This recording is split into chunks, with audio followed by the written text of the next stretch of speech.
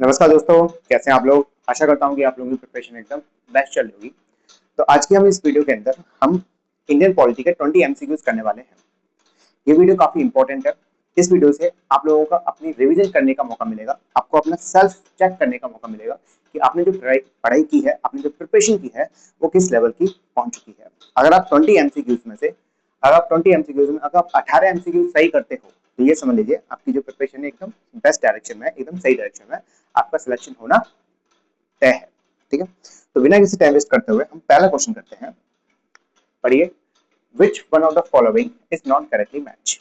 ठीक है, आपके पास चार ऑप्शन है, आपको ये बताना है कि कौन सा ऑप्शन करेक्टली मैच नहीं है। पहला, fundamental right USA. Second, directive principle state policy Ireland. तीसरा, resident power of the centre Australia. Fourth, emergency power Germany. तो इसका सही आंसर क्या है? तो इसका सही आंसर है option number C, residual power of centre. हमने ऑस्ट्रेलिया से ली है? नहीं, ये ऑस्ट्रेलिया से नहीं, बल्कि हमने कहां से ली है? ये ली हमने कनाडा। ठीक है सर, तो ध्यान रखना, कनाडा से हमने क्या सोर्स लिया है, मतलब कनाडा सोर्स से हमने कौन सा प्रोविजन लिया है? वो लिया है रेसिडुअल पावर ऑफ सेंटर। अगर हम बात करें ऑस्ट्रेलिया से, तो ऑस्ट्रेलिया से हमने तीन प्रोविजंस को अडॉप्ट किया है। तीन प्रोविजंस को हमने अडॉप्ट किया है। कौन से प्रोविजंस? पहला प्रोविजन है आपका जो कि आर्टिकल आर्टिकल 108 के अंदर मेंशन है। तो आप बताइए आर्टिकल 108 में क्या है? 108 में है joint sitting of fourth house of parliament. Joint sitting, ठीक है सर, तो ध्यान रखिएगा, ज्वाइंट सिटिंग कहां से लिया हमने? ऑस्ट्रेलिया से लिया, पहला प्रोविजन। दूसरा प्रोविजन हमने लिया है जो कि किस आर्टिकल में मेंशन है? आर्टिकल 246 में। 246 किसके साथ डील करता है? डील करता है कंकरेंट लिस्ट, कॉन्करेंट लिस्ट के साथ डील करता है। तीसरा तीसरा प्रोविजन किस आर्टिकल के अंदर मेंशन है? तो आर्टिकल 301। आर्टिकल 301 में क्या है? Freedom of trade, commerce and intercourse. क्या है आपके पास? Trade, commerce and intercourse. ठीक है, ये सारे इंपॉर्टेंट है, ध्यान रखना। ऑस्ट्रेलिया से हमने तीन चीजें ली है, तीन प्रोविजंस को हमने अडॉप्ट किया है, बोरो किया है। पहला, joint sitting of the fourth house of parliament, किस आर्टिकल के अंदर मेंशन है? आर्टिकल 108। दूसरा, कंकरेंट लिस्ट। और तीसरा, freedom of trade, commerce and intercourse with in the territory, किस आर्टिकल में मेंशन है? आर्टिकल 301 में। अब बढ़ते हैं क्वेश्चन नंबर सेकंड की तरफ। आर्टिकल सेकंड में क्या है? Which schedule of the Indian constitution in anti defection law is placed. तो आपसे क्या पूछा रहा है कि anti defection law Indian constitution में किस शेड्यूल के अंदर मेंशन है? ऑप्शन, 6 शेड्यूल, 9 शेड्यूल, 10 शेड्यूल और नॉन ऑफ द अबव। नीचे पढ़ सकते हो, छठवीं अनुसूची, नौवीं, 10वीं अनुसूची और ठीक है उपरोक्त में से कोई नहीं। ठीक है, तो आपको बताना है कि एंटी डिफेक्शन लॉ किस शेड्यूल के अंदर मेंशन है। तो इसका सही आंसर है ऑप्शन नंबर सी, 10 शेड्यूल के अंदर। तो ध्यान रखना, 10 schedule deal with the anti defection law. अगर आपसे ये पूछा जाए कि 10 शेड्यूल है वो किस कॉन्स्टिट्यूशन अमेंडमेंट एक्ट के द्वारा इसको ऐड किया गया था, तो इसका सही आंसर होगा 52nd। तो ध्यान रखना, 52nd constitution amendment act, 52nd constitution amendment act के द्वारा 10 शेड्यूल को क्या किया गया था? ऐड किया गया था। ठीक है, ओरिजिनल कितने थे? ओरिजिनल 8 शेड्यूल थे, तो 10 शेड्यूल 52nd अमेंडमेंट एक्ट के द्वारा इसको ऐड किया गया है and deal with the anti defection law. अगर हम 9 शेड्यूल की बात करें तो 9 शेड्यूल किसके द्वारा ऐड किया गया है? ये क्वेश्चन काफी पूछा जाता है कि 9 शेड्यूल को किस अमेंडमेंट एक्ट के द्वारा ऐड किया गया था। तो ध्यान रखना, फर्स्ट अमेंडमेंट एक्ट के द्वारा, फर्स्ट अमेंडमेंट एक्ट के द्वारा 9 शेड्यूल को ऐड किया गया है और 52nd अमेंडमेंट एक्ट के द्वारा 10 शेड्यूल को ऐड किया गया है। एक क्वेश्चन भी पूछा जाता है रिलेटेड टू 6 शेड्यूल। ठीक है, डायरेक्टली ये पूछा जाता है कि 6 शेड्यूल में कौन से स्टेट्स मेंशन है। फिर से समझो, कौन से स्टेट 6 शेड्यूल के अंदर मेंशन है। तो इसका सही आंसर क्या होगा? आसाम, आसाम, मेघालय, मिजोरम एंड त्रिपुरा। और 6 शेड्यूल किससे डील करता है? तो ध्यान रखना, administration of tribal area, administration of tribal area किसके अंदर मेंशन है? 6 शेड्यूल के अंदर। और कौन से स्टेट्स के ट्राइबल एरिया को एडमिनिस्ट्रेशन करेगा? तो वो है आसाम, मेघालय, मिजोरम, त्रिपुरा। अगर आप इसकी एक छोटी सी ट्रिक देते हो तो वो क्या है, मेरा ATM, मेरा ATM, मिजोरम, आसाम, त्रिपुरा और मेघालय। ठीक है सर, इसको करते हैं इरेज। अब करते हैं question number third. Question number third पढ़िए, the parliament of India consist of. ठीक है, तो क्वेश्चन के अंदर क्या पूछा जा रहा है कि पार्लियामेंट के अंदर कौन सी चीजें आती है। पहला, president, house of people and council of state. Option B, house of the people. C, house of the people and the council of state. And D, council of the states. तो आपको ये पता होना चाहिए कि पार्लियामेंट है, ठीक है, जो पार्लियामेंट है, आर्टिकल 79, आर्टिकल 79 के अंदर कंपोजिशन दे रखा है कि पार्लियामेंट के अंदर कौन कौन से, मतलब कौन कौन से ऑर्गेनाइजेशन होंगे, कौन सी बॉडी पार्लियामेंट के अंदर होंगी। तो article 79 deal with the composition of the parliament. तो इसके अंदर कौन कौन है, ध्यान रखना, president, house of the people and council of the state. मतलब प्रेसिडेंट, लोकसभा एंड राज्यसभा। किस आर्टिकल के अंदर मेंशन है, आर्टिकल 79 के अंदर मेंशन है पार्लियामेंट का कंपोजिशन। सो करते हैं raise question number fourth. Question number fourth क्या कह रहा है, in the case of the death of the president and the vice president of India, the dash will act as a president of India। ठीक है, मान लो president और vice president की मृत्यु हो जाती है, ठीक है, फिर उसके बाद कौन होगा इंडिया के अंदर, कौन सा व्यक्ति प्रेसिडेंट की तरह एक्ट करेगा, कौन प्रेसिडेंट का गद्दी को संभालेगा। ऑप्शन आपके पास चार, parliament, choose candidate, prime minister of India, chief justice of India और डी है attorney general of India, AGI। तो इसका सही आंसर है चीफ जस्टिस ऑफ इंडिया। ध्यान रखिएगा, जब प्रेसिडेंट और वाइस प्रेसिडेंट किसी भी कारणवश उनकी डेथ हो जाती है तो उसके बाद chief justice of India will act as the president of India. कब तक, until the fresh election. Question number fifth, the justice describing the preamble of the Indian constitution has been accepted in which form. ठीक है, तो हमारे प्रिमल के अंदर justice दे रखा है, तो कितने प्रकार की जस्टिस गिवन है प्रिमल के अंदर। पॉलिटिकल जस्टिस कितने प्रकार की और कौन से जस्टिस प्रोवाइड है, political justice, economic justice, social justice और ऑल द अबव। तो इसका सही आंसर है ऑल द अबव। तो ध्यान रखना, कितने प्रकार के जस्टिस दे रखे हैं, तीन प्रकार के। कौन से, political, economical and social justice are given in the preamble. इसको करते हैं रेज। अब करेंगे हम क्वेश्चन नंबर 6। क्वेश्चन नंबर 6 देखो, which constitutional amendment reduced the voting age from 21 year to 18 year। तो आपको बताना है कि किस कॉन्स्टिट्यूशन अमेंडमेंट एक्ट के द्वारा वोटिंग एज को 21 से 18 कर दिया गया था। ठीक है, तो ऑप्शन है आपके पास चार, 63rd अमेंडमेंट, 62nd अमेंडमेंट, 62 सी, 61st मतलब 61 amendment and last one is 16th amendment. तो इसका सही आंसर है 61st अमेंडमेंट। तो ध्यान रखना, 61 कॉन्स्टिट्यूशन अमेंडमेंट एक्ट के द्वारा जो वोटिंग एज थी, उसको रिड्यूस कर दिया, वोटिंग एज थी उसको रिड्यूस कर दिया 21 से 18 एज। ठीक है, ध्यान रखिएगा 61st अमेंडमेंट एक्ट इंपॉर्टेंट है। अब बात करते हैं क्वेश्चन नंबर 7। पढ़िए, the three ground on which the emergency can be proclaimed under the article 352 of the constitution do not include. आप लोग जानते हो पार्लियामेंट के अंदर इमरजेंसी प्रोविजन दे रखे हैं। जो इमरजेंसी है वो कितने प्रकार के हैं, तीन प्रकार के हैं। एक आर्टिकल 352, 356 और 360 के अंदर। ठीक है, तो हमसे क्वेश्चन में क्या पूछा है कि आर्टिकल 352 जो नेशनल इमरजेंसी है किसके द्वारा डिक्लेयर की जाती है, प्रेसिडेंट के द्वारा, किसके रिकमेंडेशन से, काउंसिल ऑफ स्टेट मतलब ये भी बोल सकते हो आप प्राइम मिनिस्टर की रिकमेंडेशन से। ठीक है, कितने ग्राउंड्स पर उसको डिक्लेयर किया जाता है, तीन ग्राउंड्स पे। कौन से हैं, ठीक है, internal disturbance, war, external aggression और आर्म्ड रेबेलियन। ठीक है, तो थ्री ग्राउंड्स में से कौन सा ग्राउंड नॉट इंक्लूड है, तो वो है option number A, internal disturbance. ध्यान रखना, पहले इंटरनल डिस्टर्बेंस था लेकिन 44th अमेंडमेंट आया और इंटरनल डिस्टर्बेंस को काट के क्या ऐड कर दिया गया, आर्म रेबेलियन को ऐड कर दिया गया। ध्यान रखना, article 352 deal with the national emergency, किसके द्वारा इसको डिक्लेयर किया जाएगा, प्रेसिडेंट के द्वारा। कितने ग्राउंड पे, तीन ग्राउंड पे। कौन से, वॉर, एक्सटर्नल एग्रेशन और आर्म्ड रेबेलियन। ठीक है, इसको करते हैं क्लीन। अब करते हैं क्वेश्चन नंबर 8। पढ़िए, who preside over the joint sitting of the parliament in India.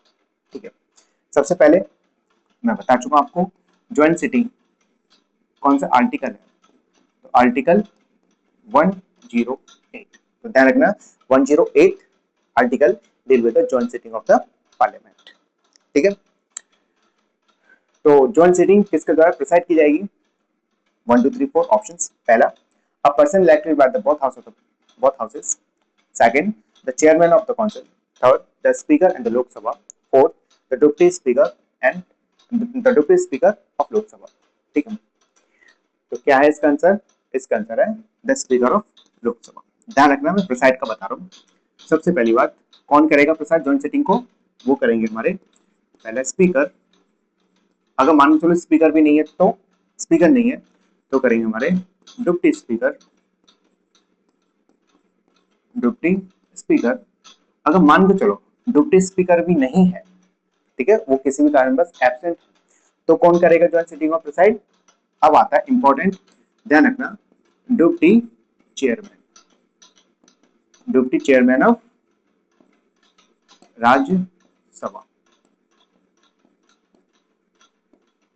इसमें याद रखना, पॉइंट बना लेना, नोट डाउन कर लेना, याद रखना, जो चेयरमैन है, chairman of Rajya Sabha joint sitting को प्रिसाइड नहीं करते। ठीक है, ध्यान रखना, राज्यसभा के जो चेयरमैन है वो जॉइंट सिटिंग को प्रिसाइड नहीं करते। ठीक है, तो कौन प्रिसाइड करेगा? स्पीकर। अगर स्पीकर नहीं है तो कौन करेगा? Deputy speaker. और डिप्टी स्पीकर भी एब्सेंट है तो कौन करेगा? Deputy chairman. लेकिन chairman of Rajya Sabha will not be preside the joint sitting of the both house of the parliament. ठीक है, अच्छा, जॉइंट सिटिंग किस किस बिल के लिए की जा सकती है? तो ध्यान रखना, ऑर्डिनरी बिल के लिए, ऑर्डिनरी बिल इसके लिए, और financial bill,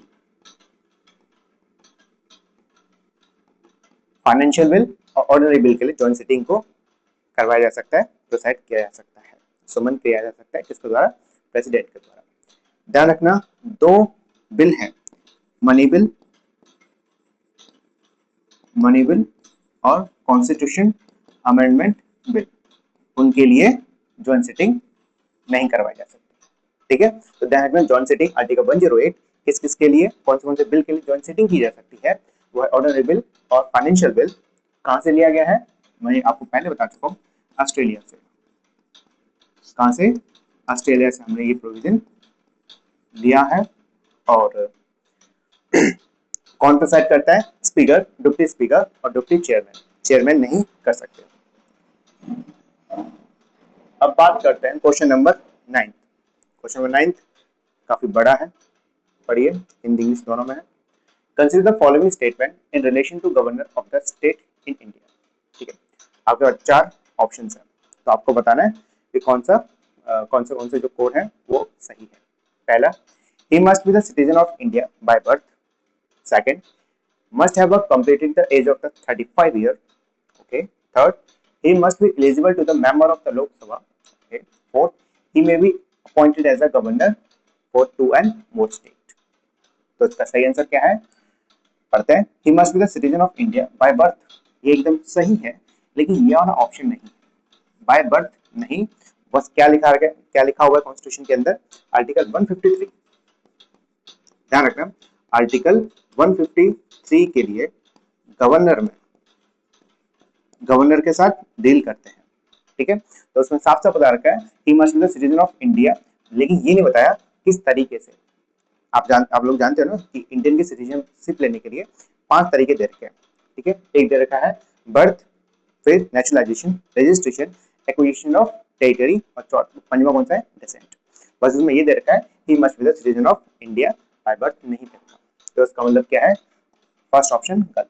second, must have appointed must have completed the age of 35 years, ये बिल्कुल स्टेटमेंट सही है। ठीक है, थर्ड स्टेटमेंट देखो, he must be the eligible to the member of the Lok Sabha, नहीं, ये स्टेटमेंट गवर्नर के लिए नहीं है, बल्कि ये स्टेटमेंट है किसके लिए? प्रेसिडेंट के लिए। ठीक है सर, तो प्रेसिडेंट के लिए बोल रखा है कि जो व्यक्ति प्रेसिडेंट के लिए खड़ा होगा वो should be the eligible to the member of Lok Sabha. ठीक है, ये गवर्नर के लिए नहीं है, ये लाइन किसके लिए है? प्रेसिडेंट के लिए है। चौथा, he may be appointed as a governor for 2 and more state. ये स्टेटमेंट सही है? आप बोलोगे यस, बिल्कुल सही है। इसको मतलब ये वाला जो प्रोविजन है, इस वाले प्रोविजन को किस अमेंडमेंट एक्ट के द्वारा ऐड किया गया है? तो ध्यान रखना, सेवंथ कॉन्स्टिट्यूशन अमेंडमेंट एक्ट के द्वारा, सेवंथ कॉन्स्टिट्यूशन अमेंडमेंट एक्ट के द्वारा ये कह दिया गया था कोई भी एक व्यक्ति 2 या 2 से ज्यादा स्टेट्स के लिए गवर्नर हो सकता है। समझ में आ गया क्या बोल रखा था? सेवंथ अमेंडमेंट एक्ट के द्वारा कोई भी एक व्यक्ति 2 या 2 से ज्यादा स्टेट के लिए क्या हो सकता है? गवर्नर हो सकता है। ठीक है, किस अमेंडमेंट एक्ट के द्वारा? सेवंथ कॉन्स्टिट्यूशन अमेंडमेंट एक्ट के द्वारा। तो इसका ऑप्शन बताओ। तो 2 and 4, 2 and 4 मतलब option number D is correct. ठीक है सर, तो इसको करते हैं क्लीन। अब करते हैं question number 10। Question number 10, the Sarkaria commission was set up for the view of relation between. ठीक है, सरकार कमीशन को जो सेटअप किया था वो किस लिए किया था? किसके रिलेशन को रिव्यू करने के लिए किया था? Option, the prime minister and the president, the legislative and the executive, तीसरा the centre and the state, and चौथा the executive and the judiciary. तो इसका सही आंसर क्या है? सही आंसर है ऑप्शन नंबर सी।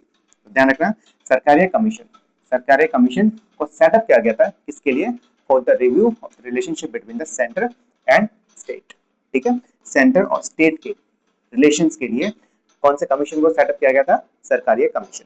एक इंपॉर्टेंट है रिलेटेड टू सरकारी कमीशन, सरकारी कमीशन के रिकमेंडेशन से, सरकारी कमीशन के रिकमेंडेशन से एक काउंसिल बनाई थी जिसका नाम है इंटर स्टेट काउंसिल।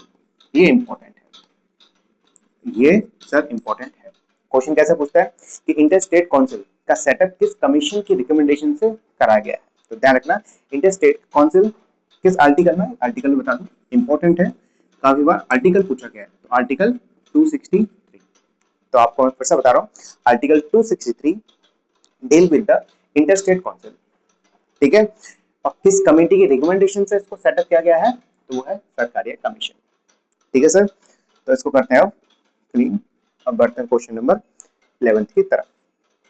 11 में देखो, who said the emergency power of the president is fraud with the constitution. किसके द्वारा कहा गया है? बताइए। तो ऑप्शन है आपके पास 4। पहला K M Munshi, B B N Rao, C K M Nambiar, D H N कंचागो।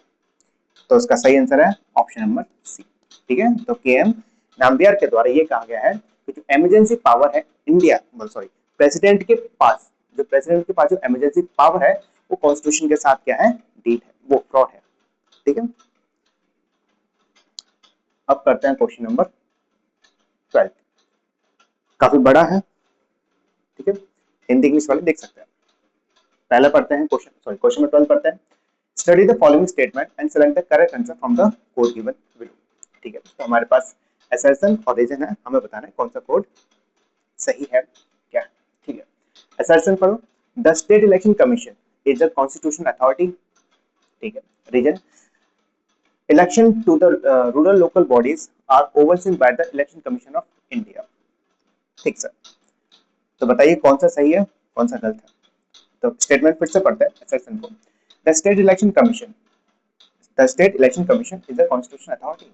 आप बोलोगे यस, ये स्टेटमेंट एकदम सही है। ठीक है, अब मैं आपको कुछ बताने वाला हूँ, कुछ आर्टिकल्स बताने वाला हूँ जो कि काफी इंपॉर्टेंट है। यहाँ पर लेता हूँ आर्टिकल, 2 आर्टिकल इंपॉर्टेंट।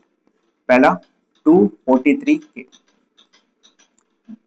243 के में क्या है कि स्टेट इलेक्शन कमीशन का सेटअप करना, क्या करना? स्टेट इलेक्शन कमीशन का सेटअप करना for conducting free and fair elections for, किसके लिए? फॉर पंचायत, फॉर पंचायत, या फिर आप ये भी बोल सकते हो कि रूरल लोकल बॉडी। यहाँ क्या लिख सकता हूं मैं? Rural local bodies. ठीक है, एक और आर्टिकल है, कौन सा article? 243 Z A. 243 Z A में भी बोल रखा है कि आप स्टेट इलेक्शन कमीशन को सेटअप कर सकते हैं for conducting free and fair elections for किसके लिए? आप बोलोगे म्यूनिसिपैलिटीज, म्यूनिसिपैलिटीज या फिर दूसरी तरीके से अर्बन लोकल बॉडीज। ठीक है सर, तो ध्यान रखना 243 के स्टेट इलेक्शन कमीशन किसके लिए? पंचायत के इलेक्शंस को कंडक्ट करने के लिए। Article 243 Z A state election commission को सेटअप कर सकते हैं किसके लिए? म्युनिसिपैलिटी मतलब अर्बन लोकल बॉडीज के इलेक्शंस को कंडक्ट करने के लिए। तो ऑप्शन नंबर जो असर्शन है वो तो एकदम सही है। ठीक है, अगर आपसे ये पूछा जाए election commission, election commission of India किस आर्टिकल में मेंशन है, तो वो आप मुझे कमेंट करके बताइएगा कि किस आर्टिकल के अंदर election commission of India mention है। ठीक है, रीजन पढ़ते हैं। The election to the local rural local body are overseen by the election commission of India. नहीं, ये स्टेटमेंट गलत है क्योंकि मैंने अभी आपको बताया कि आर्टिकल 243 के में स्टेट इलेक्शन कमीशन बनाया जाता है किसके लिए? For conducting the elections of rural local body. तो ये स्टेटमेंट एकदम रॉन्ग है। ठीक है सर, तो कौन सा है? ऑप्शन नंबर डी, नहीं, हाँ option number D, A is true but R is false. Option number D. ठीक है, तो ध्यान रखना आर्टिकल 243 के, आर्टिकल 243 जेड। अब करते हैं हम question number 13। Question number 13, which amendment to the constitution inserted a new article 21A in the constitution providing right to education। आप लोग जानते हो आर्टिकल 21A, आर्टिकल 21A काफी बार पूछा गया है। तो आर्टिकल 21A के किसके साथ डील करता है? Right to education. ठीक है, providing free and compulsory education to the children whose age between the 6 and 14 years। अब किस कॉन्स्टिट्यूशन अमेंडमेंट एक्ट के द्वारा आर्टिकल 21 को ऐड किया गया है? बताइए। सबसे पहला 86 अमेंडमेंट, 87, 88 और 89। तो इसका सही आंसर क्या है? सही आंसर है इसका 86 अमेंडमेंट। जब भी आपको 86 अमेंडमेंट आए नजरों के सामने तो आपको दो चार चीजें याद रखनी है। कितनी चीजें याद रखनी है? यहाँ पर लिखता हूँ ना, 86 अमेंडमेंट जब भी नजर आए तो आपको तीन चीजें याद रखनी है। कौन सी? पहले आर्टिकल 21, ठीक है, आर्टिकल 21 को ऐड किया गया है। दूसरा आर्टिकल, आर्टिकल आर्टिकल 45, आर्टिकल 45 जो कि डीपीएसपी में है, ध्यान रखना डीपीएसपी, और ये फंडामेंटल राइट। और तीसरा याद रखना आपको आर्टिकल 51 ए का के जो कि है फंडामेंटल ड्यूटी। ठीक है सर, तो ध्यान रखना 86 अमेंडमेंट एक्ट के द्वारा तीन आर्टिकल्स को इसमें मतलब दो आर्टिकल्स को ऐड किया है, एक आर्टिकल की लैंग्वेज को चेंज किया है। कौन से आर्टिकल्स ऐड किए हैं? वो है आर्टिकल 21A फंडामेंटल ड्यूटीज है। इसके अंदर क्या था? राइट टू एजुकेशन प्रोवाइड करनी थी या free and compulsory education provide करनी थी 6 से लेकर 14 साल के बच्चों को। एक फंडामेंटल ड्यूटी ओरिजिनल कितनी थी? ओरिजिनल थी 10 ड्यूटी, लेकिन 86 अमेंडमेंट एक्ट के द्वारा 11वीं एडी 11th फंडामेंटल ड्यूटी को ऐड किया गया है। वो भी यही था 6 से लेकर 14 साल के बच्चों को free and compulsory education provide करना। और किस आर्टिकल में? आर्टिकल 1 के में। फिर तीसरा है डीपीएसपी जो आर्टिकल 45 है उसकी लैंग्वेज को चेंज किया है, उसमें भी यही है राइट टू एजुकेशन को प्रोवाइड करना। तो ध्यान रखना 86 अमेंडमेंट एक्ट काफी इंपॉर्टेंट है, क्वेश्चन यहाँ से पूछे जाते हैं खासकर यहाँ से, और ये भी। ठीक है, ये आर्टिकल ये ज्यादा पूछा जाता है फंडामेंटल ड्यूटीज को। अब करते हैं हम क्वेश्चन नंबर 14। पढ़िए, under which article of the Indian constitution the state finance commission is established. तो स्टेट फाइनेंस कमीशन, ठीक है, स्टेट फाइनेंस कमीशन का कौन से आर्टिकल में मेंशन है? आर्टिकल 243 एच, आर्टिकल 243 आई, आर्टिकल 243 जे, आर्टिकल 243 के। ठीक है, अभी मैंने बताया कि आर्टिकल 243 के तो हो नहीं सकता।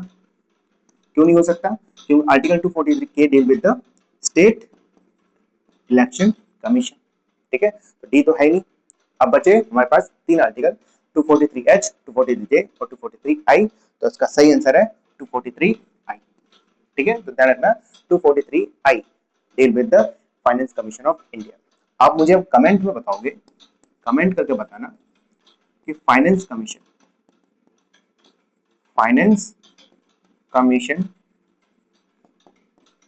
का आर्टिकल क्या है, ठीक है। कमेंट करके बताओ कि फाइनेंस कमीशन किस आर्टिकल के अंदर मेंशन है।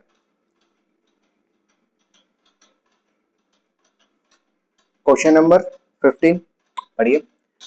Which one of the following is not correctly match, ठीक है। आपके पास चार ऑप्शन है, तो आपको ये बताना है कि कौन सा ऑप्शन करेक्टली मैच नहीं। पहला, article 39A equal justice and free legal aids. B, article 40 organisation of village panchayat. Article मतलब C, article 44 uniform civil code. और D, article 48 separation of duty from executive. बताइए कि कौन सा आर्टिकल सही नहीं है जब तक हम पानी पीते हैं।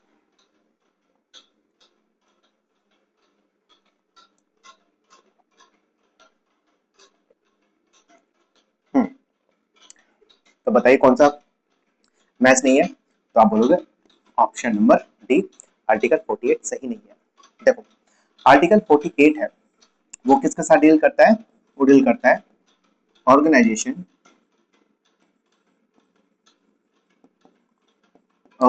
Of agriculture and animal husbandry, ठीक है। ध्यान रखना article 48 deal with the organisation of agriculture and animal husbandry.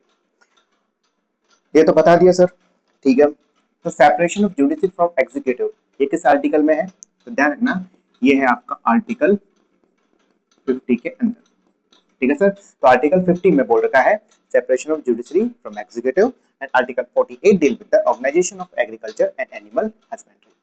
एक क्वेश्चन पूछा जाता है कि आर्टिकल 39A, आर्टिकल 39A को, अच्छा आर्टिकल 39A में क्या है, ध्यान रखना इंपॉर्टेंट है, ये काफी इंपॉर्टेंट है। कैसा पूछा गया है, equal justice and free legal aids, किस अमेंडमेंट एक्ट के द्वारा इसको ऐड किया गया है। वैसे समझो आर्टिकल 39A, आर्टिकल 39A किसके साथ डील करता है, equal justice and free legal aids, ठीक है। तो किस अमेंडमेंट एक्ट के द्वारा इसको ऐड किया गया है, तो इसको ऐड किया गया था 42nd कॉन्स्टिट्यूशन अमेंडमेंट एक्ट के द्वारा इसको क्या किया गया है, ऐड किया गया है, ठीक है। तो ध्यान रखना 39 50 separation of judiciary from executive, 48 animal and agriculture husbandry। Clean करते हैं। Question number 16, which is the largest committee of the Indian Parliament। तो इंडियन पार्लियामेंट की सबसे बड़ी कमेटी कौन सी है, आपके पास ऑप्शन चार। पहला, public account committee, estimate committee, committee on public undertaking और कमेटी ऑन पेटिशन। तो इसका सही आंसर है एस्टिमेट कमेटी। ध्यान रखना एस्टिमेट कमेटी इंडियन पार्लियामेंट की सबसे बड़ी कमेटी है और कितने मेंबर्स हैं, 30 मेंबर्स हैं। कितने मेंबर्स हैं, 30 मेंबर्स। और ध्यान रखना सारे के सारे मेंबर्स हैं वो लोकसभा से हैं। कहां से हैं, लोकसभा से। राज्यसभा का कोई भी रिप्रेजेंटेशन नहीं है, ठीक है। राज्यसभा का कोई भी मेंबर इस कमेटी के अंदर मेंबर नहीं होता। ये सारे के सारे मेंबर कहां से लिए जाते हैं, लोकसभा से लिए जाते हैं, राज्यसभा से नहीं लिए जाते। क्वेश्चन इस तरह से पूछता है। तो लार्जेस्ट कमेटी कौन सी है, एस्टिमेट कमेटी। कितने मेंबर्स हैं, 30 मेंबर्स। और 30 के 30 मेंबर्स कहां से लिए जाते हैं, लोकसभा से लिए जाते हैं, राज्यसभा से नहीं लिए जाते। अब बात करते हैं क्वेश्चन नंबर 17 की, पढ़ो। In which country the concern of public interest litigation मतलब PIL वाज ऑरिजिनेट, ठीक है। ऑप्शन है आपके पास चार। Canada, United State of America, C United Kingdom and Australia. तो आप लोग जानते हैं PIL कहां से ली गई है, USA, ठीक है। किसके द्वारा इंट्रोड्यूस किया गया है, यहाँ पे PIL किसके द्वारा, जस्टिस के द्वारा इसको इंट्रोड्यूस किया गया है। ध्यान रखना PN भगवती, PN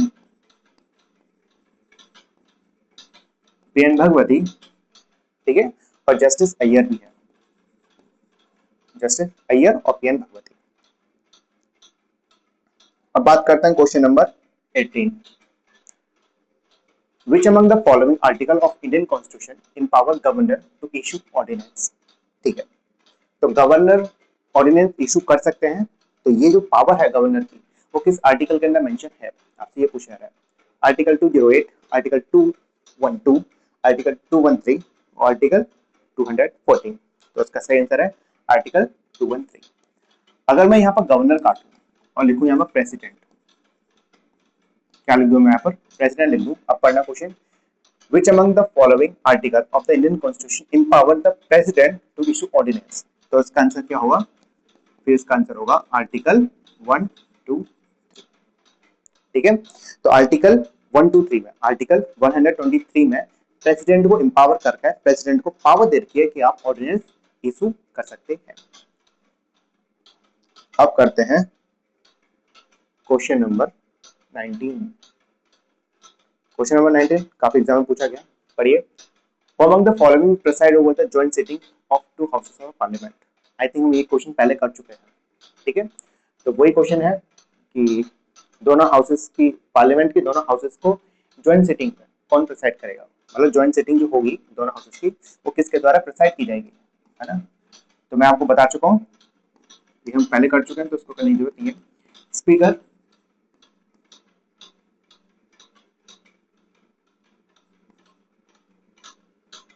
स्पीकर फिर क्या है, speaker, deputy speaker,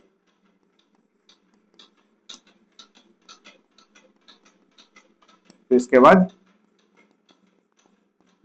deputy chairman, ठीक है। हम पहले कर चुके हैं स्पीकर। अगर स्पीकर नहीं है तो फिर डिप्टी स्पीकर, और डिप्टी स्पीकर भी नहीं है तो deputy chairman, chairman of Rajya Sabha नहीं कर सकते, ठीक है। ये हम पहले कर चुके हैं।